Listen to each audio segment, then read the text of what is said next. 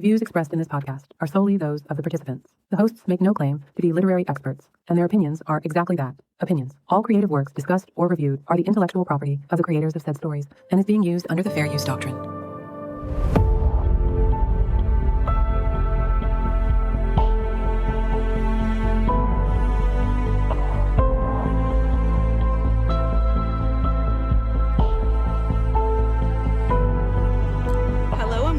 Swords and Soulmates, a podcast where we read, watch, and discuss romantasy stories. I'm one of your hosts, Mari, and with me I have Kelly. Hey everyone, it's Kelly. We also have Ashley. Hey guys, it's Ashley. We also have Jonathan. What's good, everybody? It's JP. How's everybody feeling today? Today's been a Monday for me. Yeah. But it's a Monday that's almost fall. It's already HHN season. It's getting to the good time of the year. The good time of the year. Yeah. Yeah, Christmas is coming. I guess it is. Yeah. That too. He's reaching deep, guys. First thing is J.R. Ward, who wrote the Black Dagger Brotherhood series, is releasing, she's releasing several new books, to be honest. She's releasing the latest book in the series. I believe that's coming out this week. I've got that in pre-order, so I'm not paying attention when it comes out. But I think that's coming out this week. I think it's book like 23 in the Black Dagger Brotherhood series. I'm on book 11, so I'm not there yet. And then she's releasing like a fandom book in December. It's called The Black Dagger Brotherhood 20th Anniversary Insider's Guide. It comes out December 2nd, and it's got like little short stories. Like I think part of it is it's her interviewing her characters from the novels and like where they are now. And I'm a sucker for that stuff. I love all that little like, stories after the stories kind of thing. So I'm excited for that. I was waffling, on the edge about whether or not I was going to buy it. But then I saw that J.R. Ward is going to be in Orlando at an event done by Writer's Block Bookstore. And when you buy a ticket to go see her there, you get the book. So I bought the book. So I'm going to go meet her, I guess, see her, listen to her talk and get that book. And apparently, I found out about it. I was like, "Ooh, she's going to be there. I think I want to go."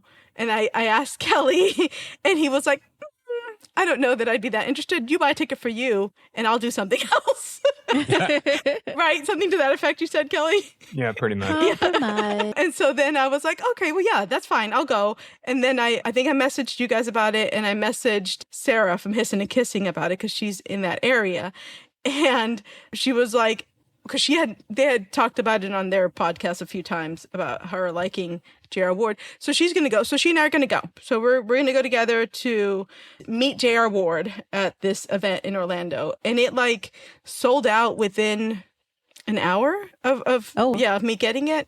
And then apparently like a few more tickets opened up the next day and they sold out super fast. Good. So then they were like, well, next time, I don't remember if she posted it or if Writer's Block posted it, but they were like, well, next time she comes down, we'll just have to get a bigger venue. Right. Yeah. So, well, I love that for her and for you. Yeah. I have seen a few of her live like talks and things at different book events or whatever she does. And she seems like a very entertaining person to listen to. Yeah. So I think it'll be a fun time. I think it'll be good. So I'm enjoying the series.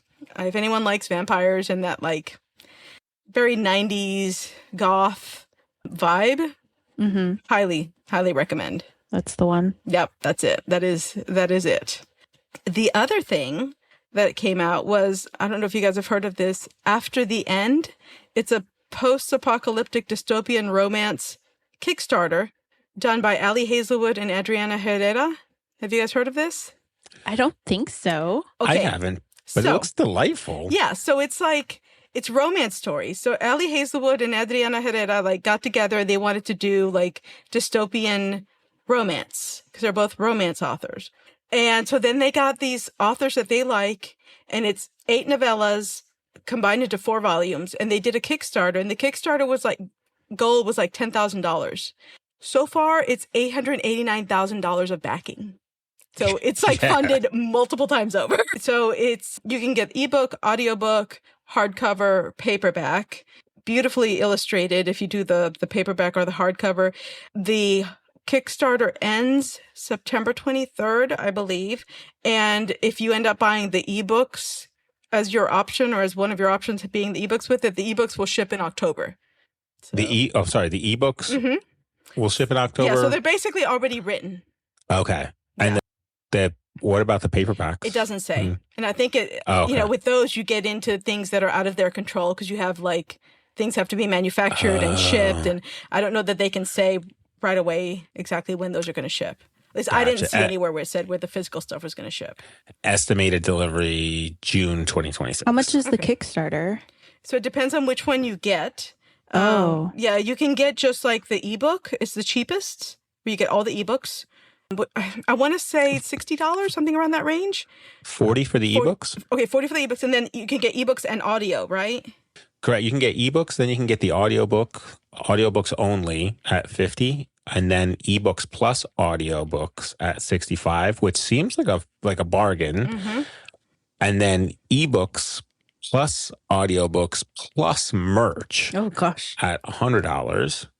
And then paperback pack 1 or I can't tell. $125. But it looks like so to me, it looks like it's a set of 4 paperback volumes, each volume 2 stories, and the ebook collection. Right. So that should be noted there. Paperback pack number 2, or II, is the paperback volumes, and it's a $25 difference between it. So I think that's going to be the paperbacks, the audio, and the ebook versions, and then it's paperback pack III, aka 3 at $185, and that'll include some of that merch. And then what goes on to same things are repeated in hardcover packs, and then there's a swag box option. I see why they raised about $1 million so far. Because holy smokes, this keeps going. The most Mac Daddy package, I think, is a bookseller hardcover bundle. And it's listed at about $1,200. So, gosh, yeah, they are trucking right along. They have gained. What did you say? They were at $889,541. And they got another 1,500 in since then. So this afternoon, since earlier this afternoon. Yeah. Exactly. Yeah. So, good for them. I am a fan of Allie. I have not read anything from her partner here. I haven't read from any of the other authors that are there, I don't believe. But I'm down for it. I'm down to try them out. The stories and the concepts sound kind of interesting and wild and out there. It's dystopian, so you have end of the world kind of stuff. You have, right. You have some different stories being told. So apparently they're all stories that ties them together. They're all romance stories that are told about at the end of the world, but they're not necessarily interconnected. Oh, this is a collection. So they all got together and wrote a novella. Yeah. So is this 8 different authors? Yeah. Yeah. So it's Ali and Adriana and 6 other authors who I don't believe I've read anything of theirs, but they're popular because I've heard people talk about them. I just haven't read anything by them. So yeah, I'm going to get some version of this. I just haven't decided if I'm going to do the digital stuff or if I'm going to get a physical version, but I'm going to get some version of it before the Kickstarter's over for sure. I'm going to be honest here, Mari. I think there's a bargain to be had for you to get a physical and ebook. I mean, let's just go right to those packages. Are you being an enabler? Yes. You know what? I think good. I'm not an enabler, but a supporter.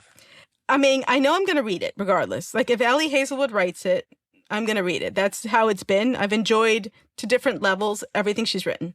Some I like more than others, but they've all been worthy reads to me. I thought she does a good job of making you feel for the characters and getting you involved in their story.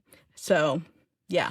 My only concern with this for you, for me, this is for you, is that it's a variety of colors. And envisioning your library, there tends to be all colors, but rolled into one. One shade of all colors. Here's how it's going to go, though. If they're dystopian, I think they're going to go on my sci-fi side rather than my fantasy side. My sci-fi side's got a little more colors because a lot of sci-fi books tend to be more colorful. All right. So Okay. I've already potentially have a place for A it. girl with a plan. Yeah. So we'll see. You guys getting any of them, you thinking? It's probably not my cup of tea, although I do enjoy Allie's work. I'm still waiting. I'm very upset, still bothered by her not being at the Romantasy Con next month, but I am very excited to see Mate coming out. Yeah. I think that's kind of where, like, I know her body of work is, correct me if I'm wrong, mostly on romance and the romantasy side of things with Bride and Mate. Although I don't know if they're relatively new for her, but it didn't seem like it fit into her main writing genre. So she I believe everything she's written, at least everything I've read by her, everything she's written is romance. It's romance something. It's maybe what she's mostly known for is contemporary romance, like STEM romance. But what she started off before she was published was AO3 fan fiction, Kylo Ren, Star Wars.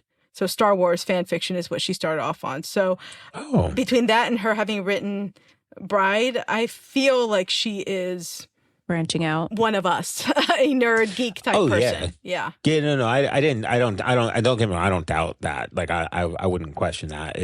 I think no matter what people tend to write, I think that the hat that they put on for their writing style, that's just a hat today. The idea that she isn't writing in every type of genre and environment until she finds what works for the masses would be, I'm sure she's doing that stuff, right?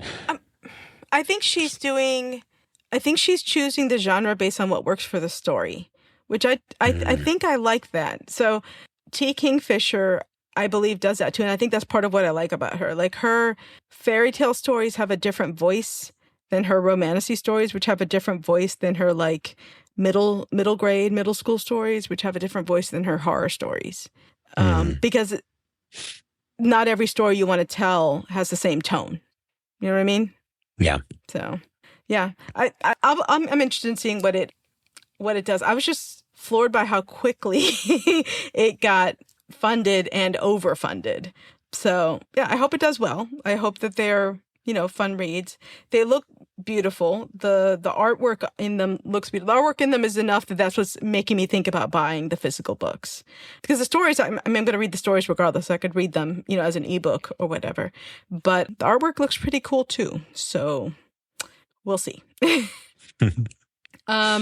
All right, next bit of news. Fabled Fantasy, who's going to be doing, the Romantasy Con event we're going to in Orlando in October, have announced the locations and dates for their 2026 Romantasy retreats. So they did one this year. Remember we talked about?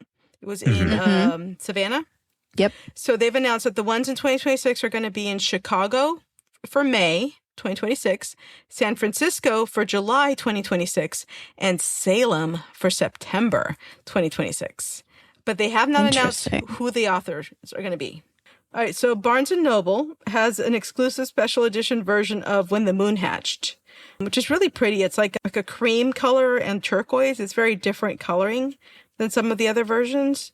It is $34, and it ships November 18th of this year. And also, same author news, the sequel to that book, which has been pushed back several times. If you've pre-ordered it like I did, you'll notice that it keeps getting pushed back. She just announced that she finished writing draft 2 of the sequel, which is The Ballad of Falling Dragons 2. So it's supposedly done. We'll see how done it is, but it's done-ish, which, take however long you need. Those are big, thick books. They need to be written well.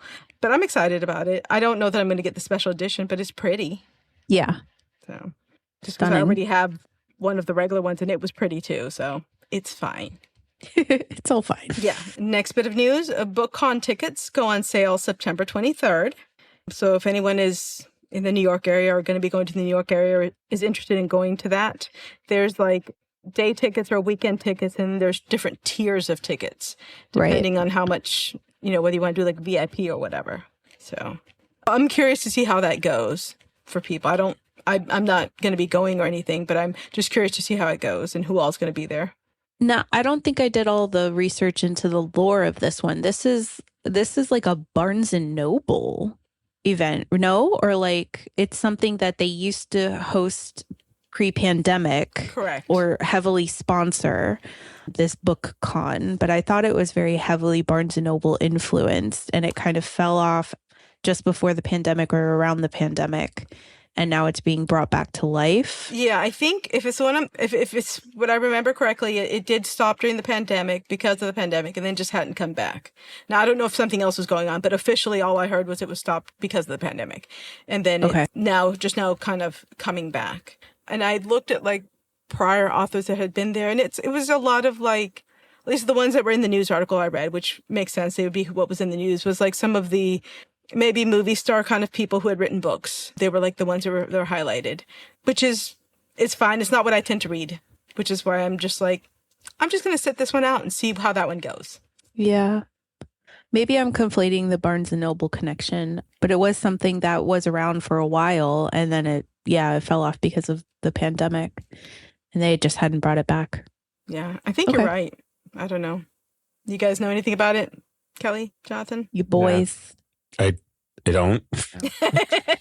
Created to boost the image and attendance of long-running book fair Book Expo America, is what Wikipedia is saying. No, it could be me. I might be the problem. There's a lot of news out there. We get everything. We can get things conflated. It's all good. So, the last bit of news I have is that The Nightmare Before Christmas, which is written by Sarah Rosh, it's Halloween meets Christmas fantasy romance story. It's getting us a special edition version, an Crate special edition version. It's $32.99. And I read this book last year and I enjoyed it. I read it and the sequel and I enjoyed it. I thought it was a fun world. It's a world where like all the holidays are represented by these basically aristocratic families. You know, like there's a princess of Easter and a prince of Halloween and a, prince of Christmas, like that kind of thing. So it has a little bit of like royalty romance kind of stuff going on. But then there's also magic because they're holidays.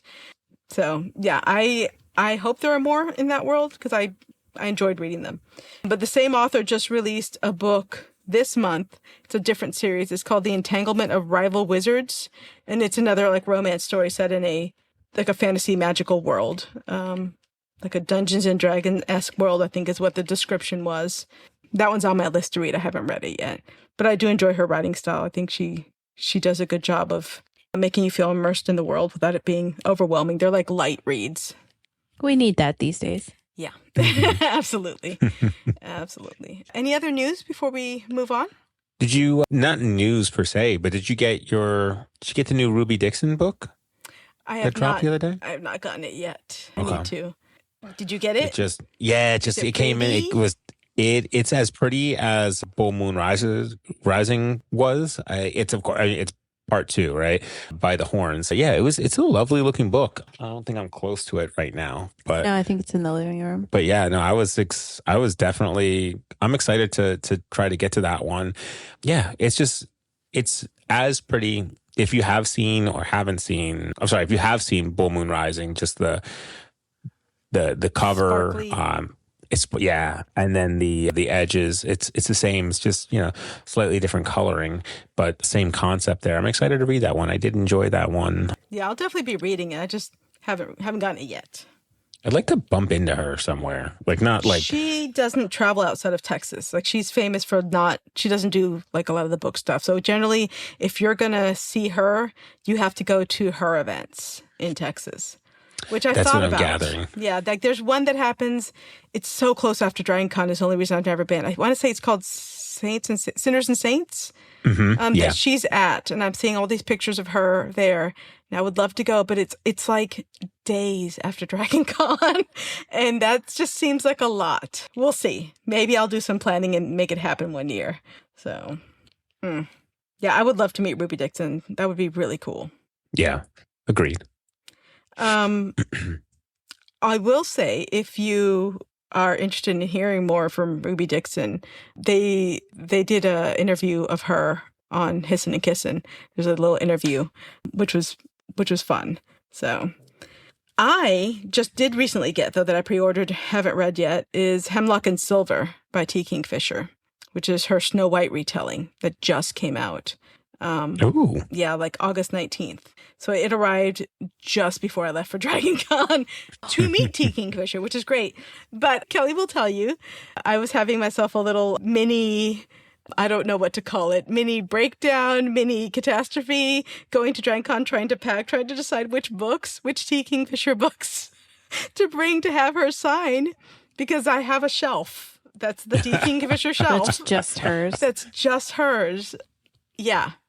I in the end, I whittled it down to 5 hardcover heavy books. And then ended up getting 3 signed because I did not go to more than one of her signing events because there was just a lot going on and I had low energy. But I stood in line for 2.5 hours for the one I did get to have her sign, and she was amazing. And I can't think of any other author that I would do that for, but I would do it again to talk to her. Yeah. That's really cool. Very, very cool. All right. Any other news bits? No, I'm good over here. Ashley, do you I have... was gonna say I can dig. No, we're good. No. We got a lot. All right, so let's talk about the book, why we chose this book. So we wanted to, as we try and do, read some of the authors that are going to be at the con. We're going to at the Romantasy Con in October, and she is one of the authors that's going to be there. Plus, this is the sequel to The Spell Shop, which we read and enjoyed and talked about on this podcast, which you can download that episode and listen to it if you're wanting a little refresh before you read this book. So it was this book, The Enchanted Greenhouse, was published July 15th, 2025, so fairly recent, and it's part of the Spell Shop series. I'm going to read the synopsis and then we'll get into it. Terlu Perna broke the law because she was lonely. She cast a spell and created a magically sentient spider plant. As punishment, she was turned into a wooden statue and tucked away into an alcove in the north reading room of the Great Library of Elysium. This should have been the end of her story. Yet one day, Terlu wakes in the cold of winter on a nearly deserted island full of hundreds of magical greenhouses. She's starving and freezing, and the only other human on the island is a grumpy gardener. To her surprise, he offers Terlu a place to sleep, clean clothes, and freshly baked honey cakes, at least until she's ready to sail home. But Terlu can't return home and doesn't want to. The greenhouses are a dream come true, each more wondrous than the next. When she learns that the magic that sustains them is failing, causing the death of everything within them, Terlu knows she must help, even if it means breaking the law again. This time, though, she isn't alone. Assisted by the gardener and a sentient rose, Terlu must unravel the secrets of a long-dead sorcerer if she wants to save the island and have a fresh chance at happiness and love. Funny, kind, and forgiving, The Enchanted Greenhouse is a story about giving second chances to others and to yourself. Aww. That tells you what I thought of it. So what we think, overall thoughts? Should I go first? Jonathan's looking at me. I think I've been going first. It's your choice, however you want to do it. Listen, it's not that I didn't love the book.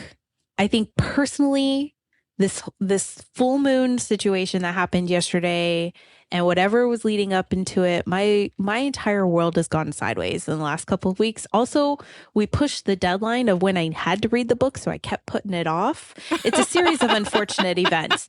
It's not that I didn't like the book. I think I actually liked the book. I personally was the problem here. And so I didn't get the chance to enjoy it as much as I think I would have in a more normal circumstance. I'm rambling. So it's a 3, but I think it's because I'm the problem and not because I disliked the story. I thought it was cute. I thought it was fun. I laughed out loud. I did miss Kaz. I don't think I knew fully going into it that this was in the world, but not like a sequel. Again, I'm the problem. I fully acknowledge. But I did. I kind of liked the characters. I liked the world. It was very cozy. It was maybe a little predictable, but not in an unpleasant way. Jonathan is meditating on the other side of the Ooh. office right now. He's got feelings, you guys. Does Jonathan need to talk next before he explodes? Husband, do you want to go next? Oh, I don't have to talk next. No. I don't know. I cheated a little bit and I saw Kelly's ranking on Goodreads, so I am very anxious to hear what Kelly thought.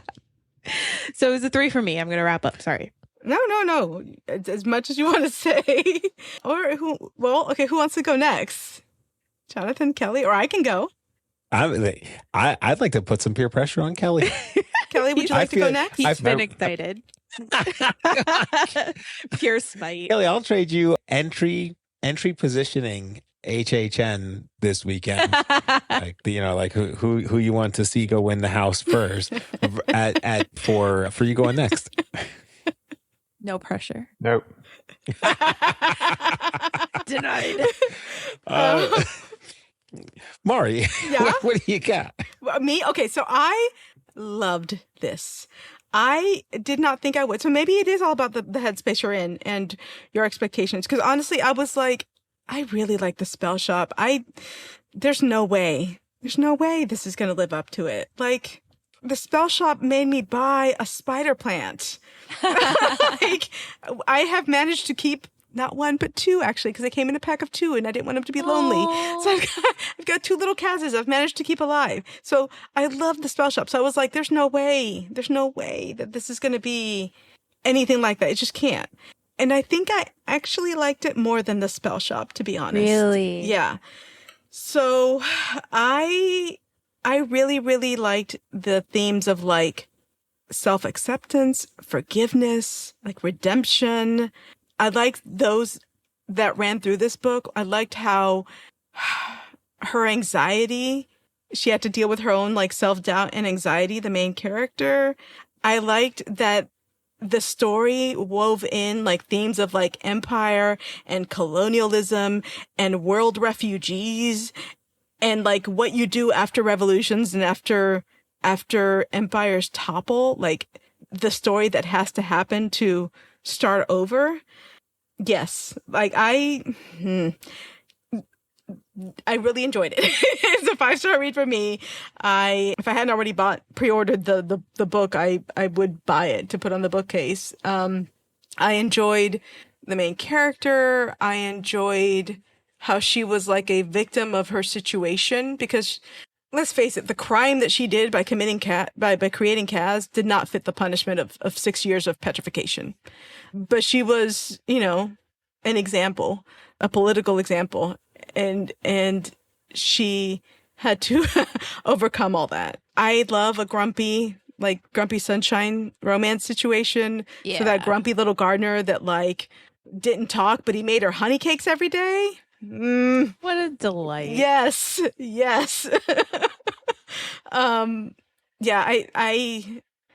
There were a few parts of it that dragged a little bit. There were some parts that were predictable, but I loved like all the different sentient plants.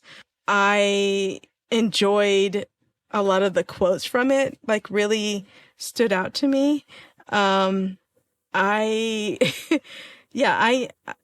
I also procrastinated on reading this book. I literally started and finished it yesterday. Oh, dang. And only because when I got home from being out of town this weekend, Kelly was working, but he called me and we were talking and he's like, so, we're recording tomorrow, right? I'm like, what? We're doing what? Yeah. Because I forgot to put it on our calendar. So I was like, well, I guess this is what I'm doing until I'm done. Let's hope I can get it done. And I actually was able to finish it. And I didn't feel rushed because I got into it. I didn't feel like I was pushing it. But yeah, I enjoyed it. Like one of the quotes that really got me was Terlu. She said, if you're hurt, you're hurt. It doesn't matter if anyone else thinks you don't have a good enough reason. Pain doesn't require approval. Done. That's a solid quote. Done. Yeah. So what I you did think, think the Jonathan? writing was super good. Yeah. Go ahead, husband. So, okay, let's see here. Me. Knuckle cracking. I really so I'll tell you right off the bat, if I saw this book on a shelf, I'd pick it up would buy this book based on its cover. Judge this book by its cover, number one.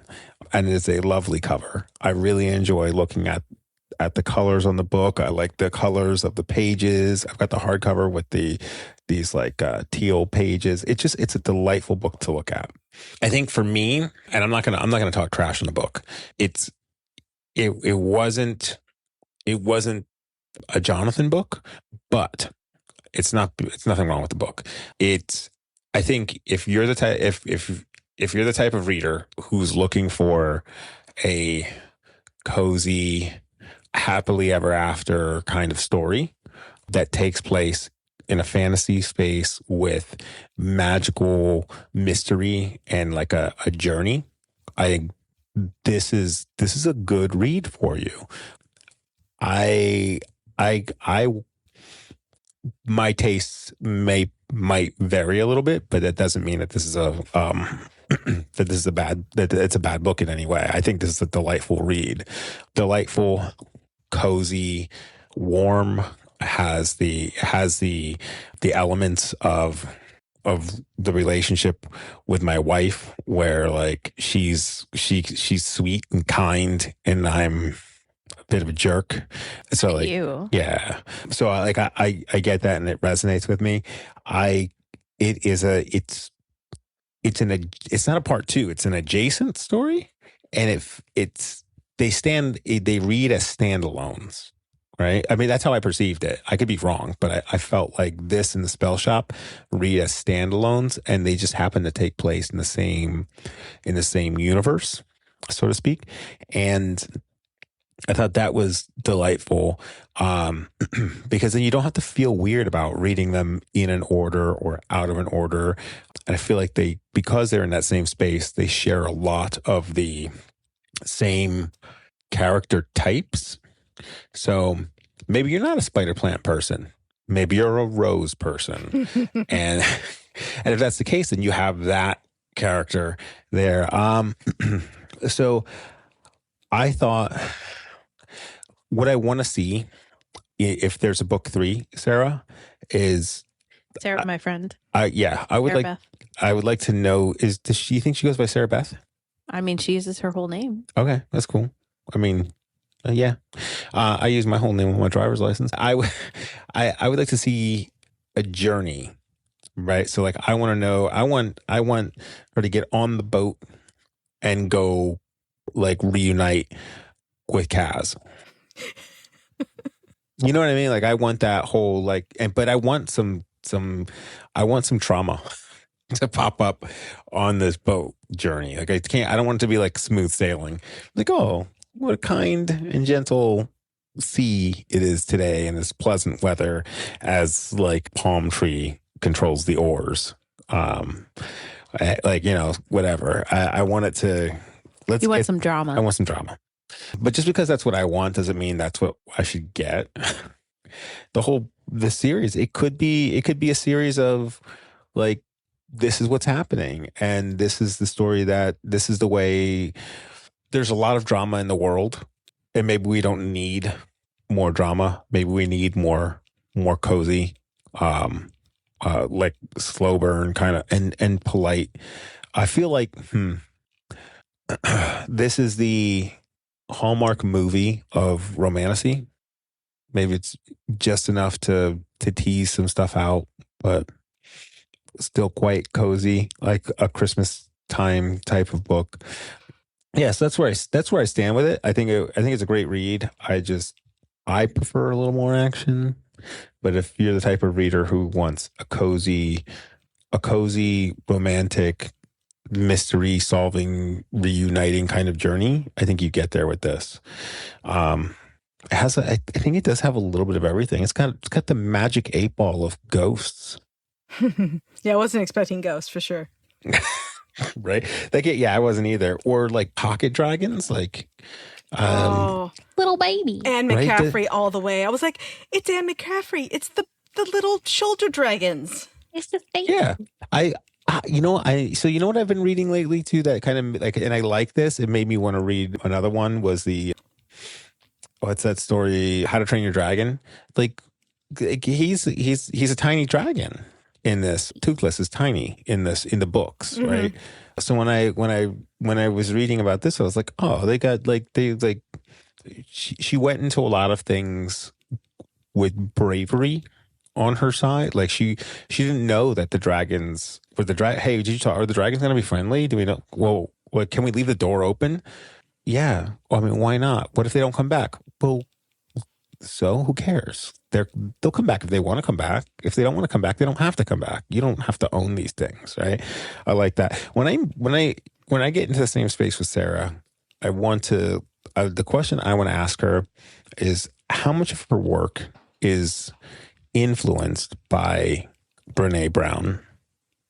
I can't remember where I read it, but it was in this book, obviously, but it was like a line along like that was kind of reminiscent of Awkward, Brave, and Kind. And that's straight out of like Brene's work. It might actually have been, she might have actually said Awkward, Brave, and Kind. I don't have the ability to search it in this book, but is there a way on Kindle to search words, like I'll phrase? Yeah, I'll try. But it's like, that's one of like the kind of the core elements of Brene's work is just trying to remind everybody to, hey, remain awkward, brave, and kind.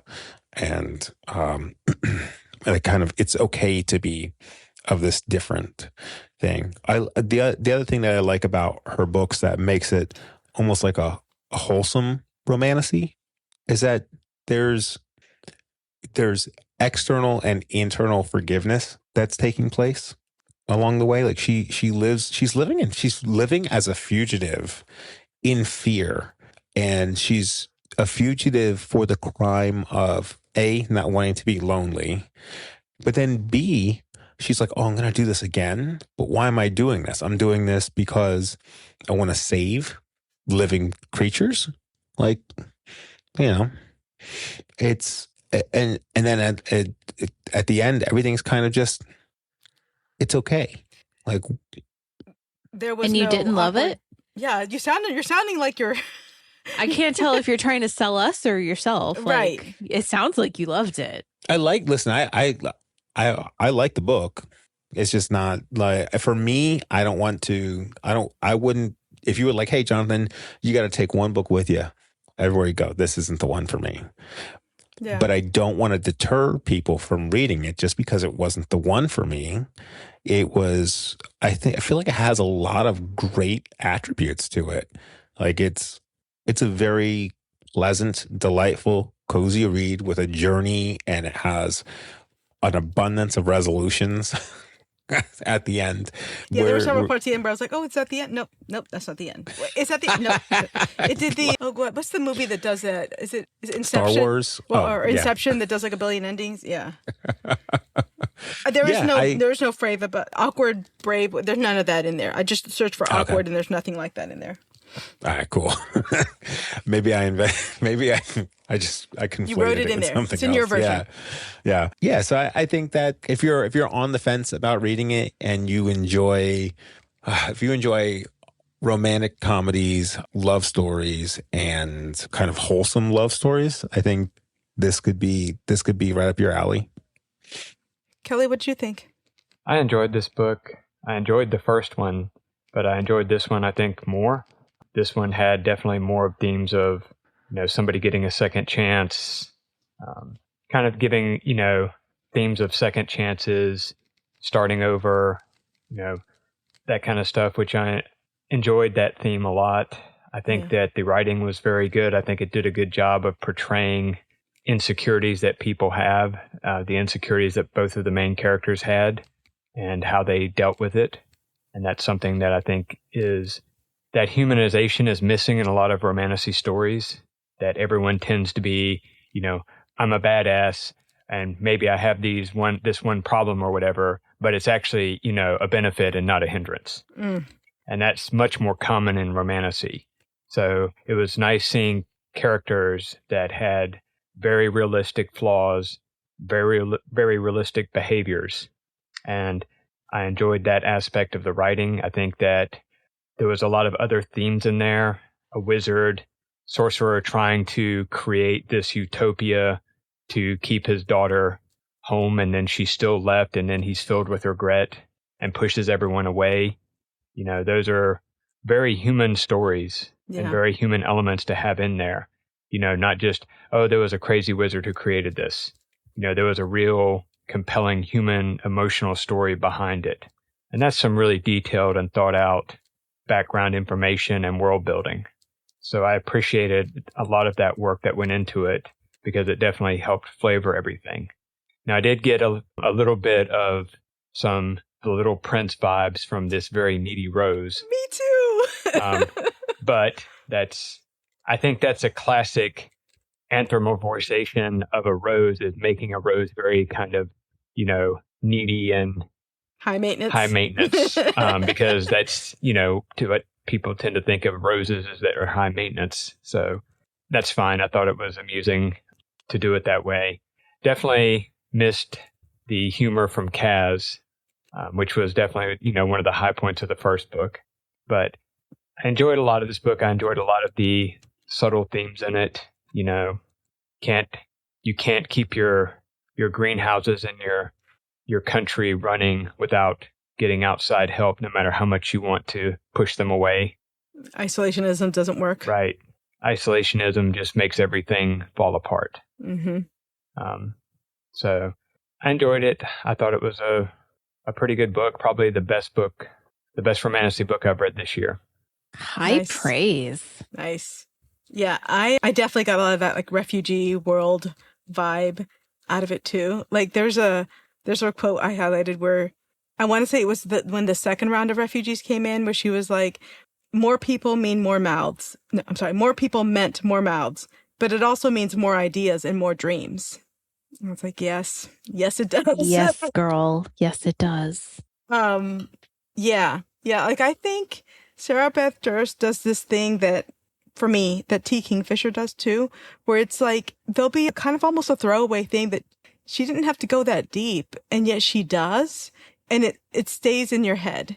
So like in Nettle and Bone, there's a throwaway character. It's like an innkeeper that has a thing.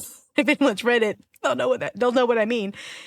And to me, that particular innkeeper lives rent free in my brain.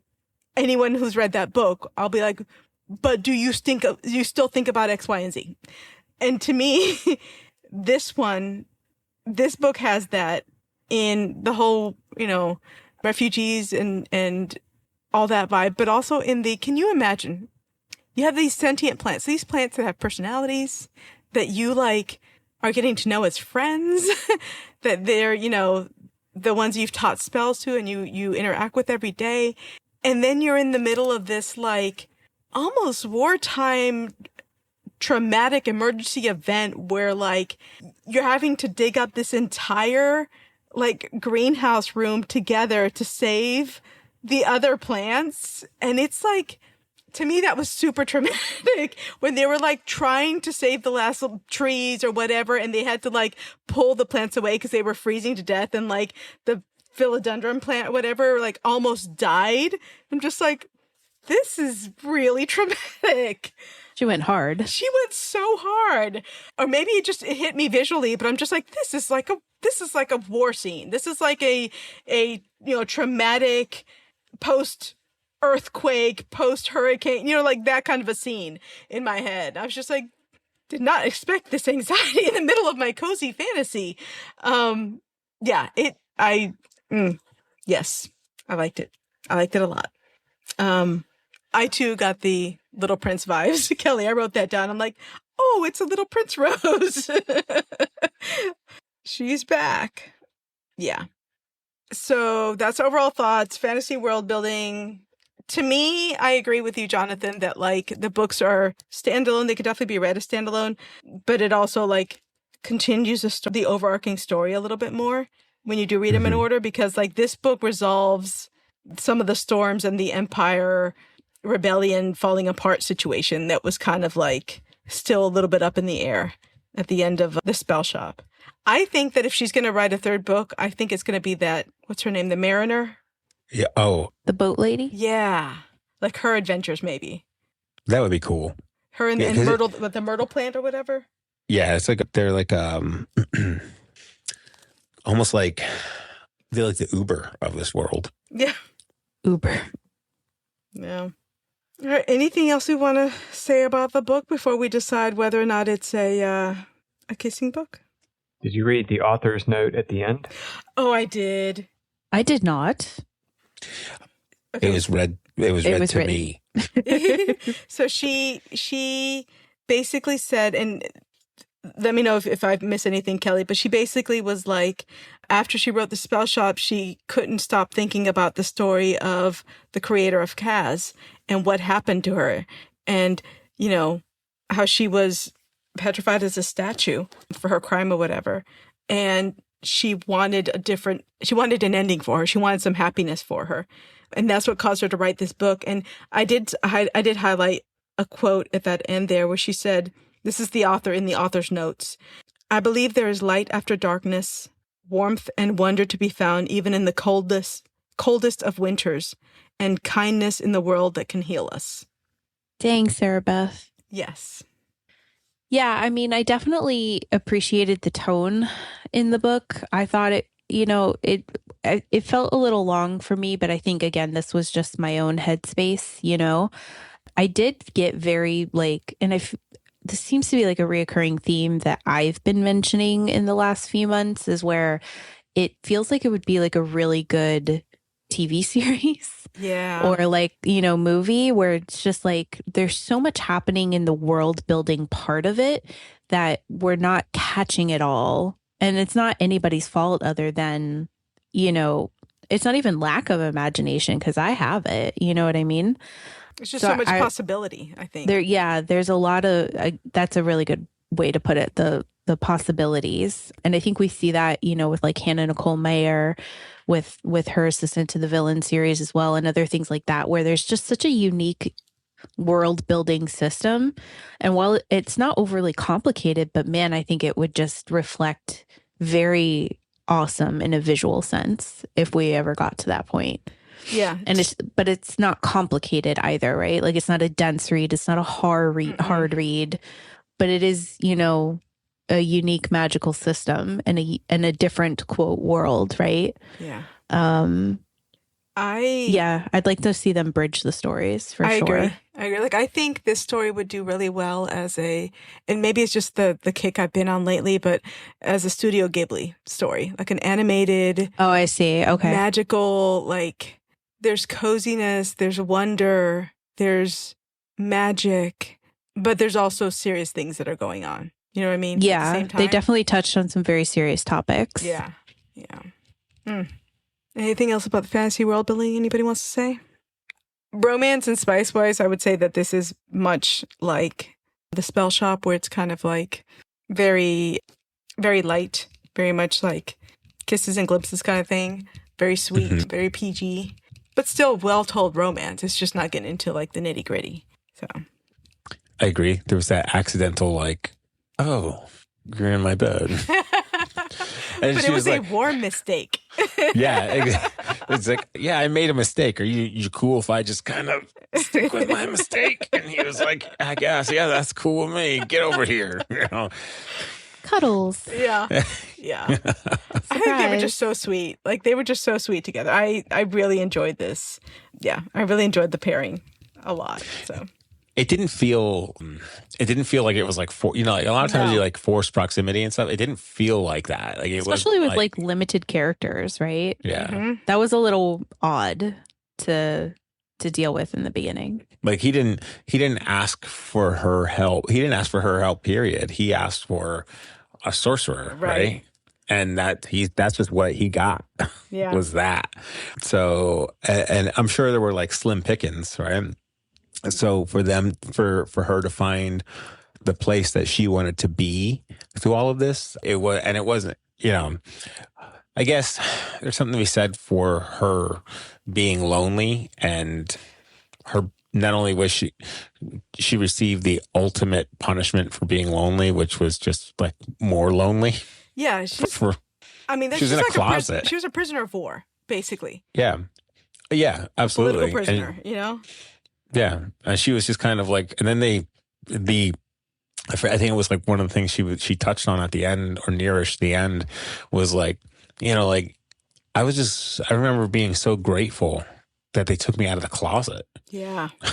It's like, Not the closet. yeah. She's like, I'm just like, and then she's just like, and it was nothing. I just stopped listening one day. I just, so anyway, Not traumatic at all. Yeah.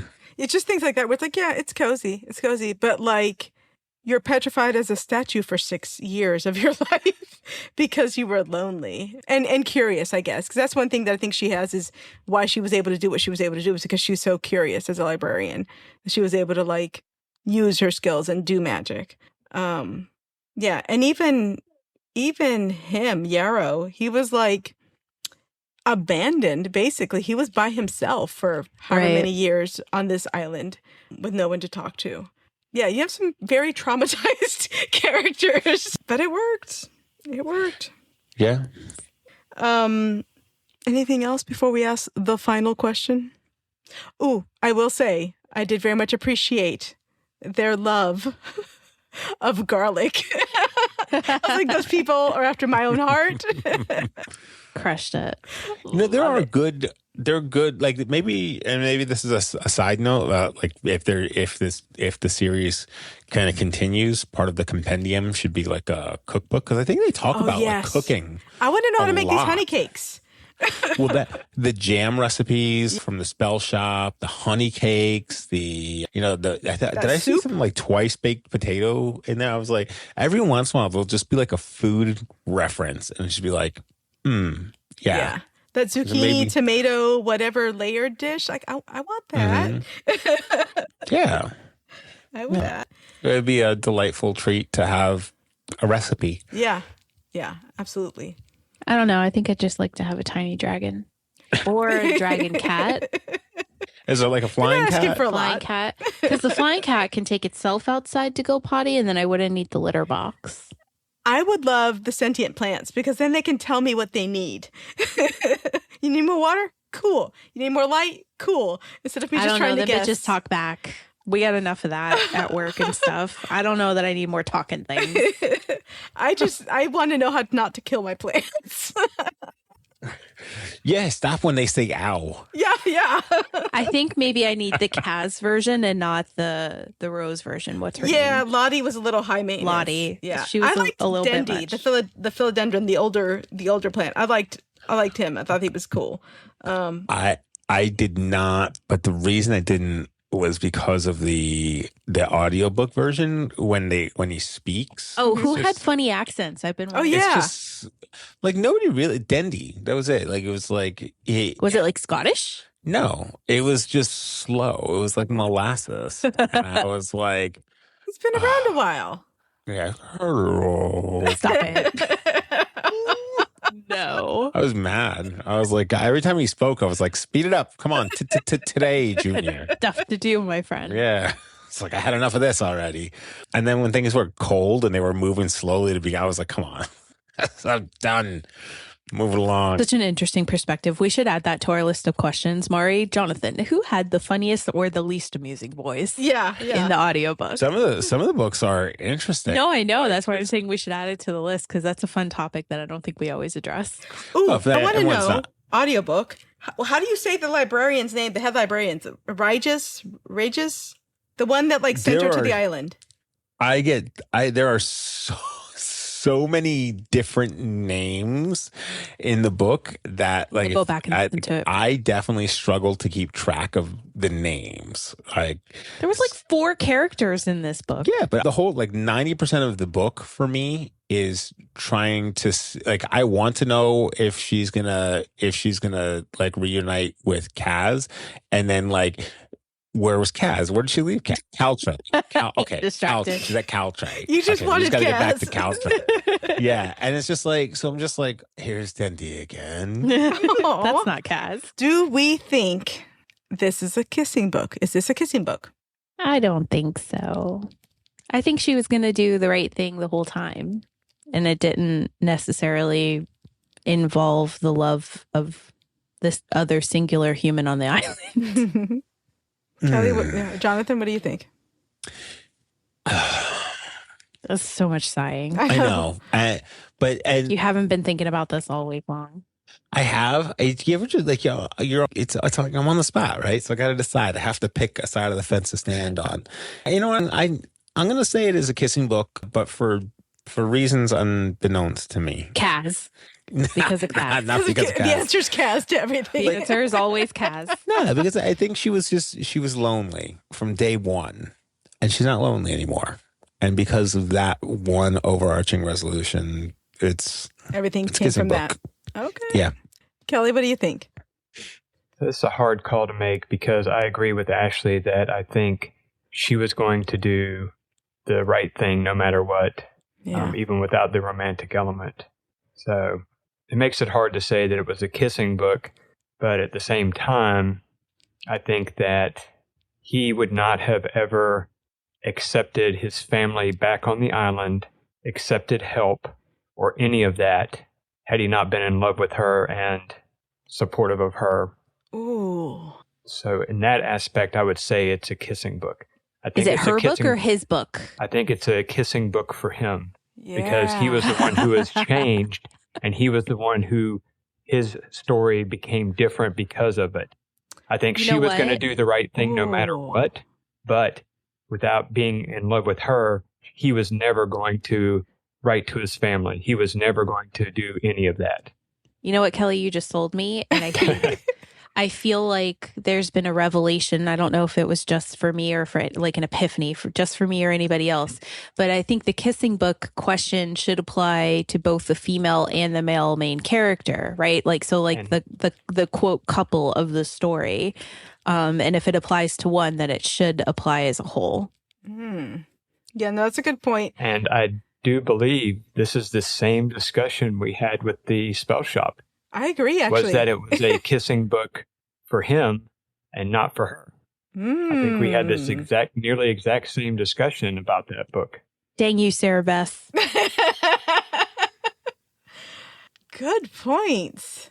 So I was going to say that I didn't think it was a kissing book, but I agree with you, Kelly. I think for him, it absolutely was a kissing book. Because, and by default, Jonathan was also right because there were reasons unbeknownst to him. He's but I think we've identified the reasons.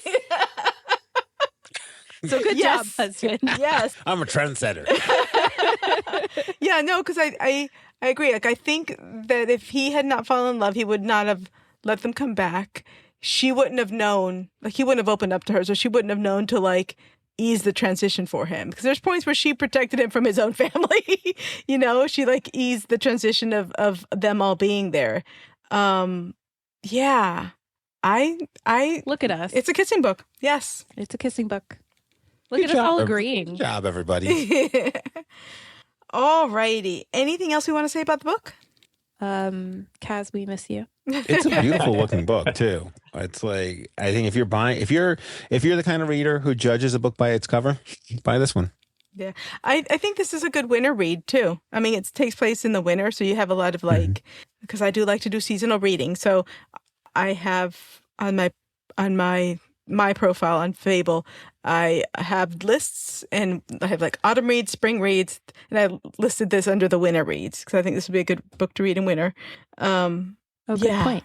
Yeah. Okay. Thanks for listening to Of Swords and Soulmates. Before we go, make sure to check the show notes, rate, review, and subscribe to us on your podcast app of choice. It helps others to find us, and it helps us know what you are and are not enjoying about the show. Follow us on Instagram, TikTok, YouTube, Facebook, or Goodreads at Of Swords and Soulmates. Check us out on our website, ofswordsandsoulmates.com. If you'd like to offer suggestions for future episodes, books, topics, etc., feel free to reach out to us. If you want to read along with us as we prep for new episodes and get chapter by chapter interaction, join our Fable app book club by searching for Of Swords and Soulmates book club on there. All right. Bye. Bye. Bye.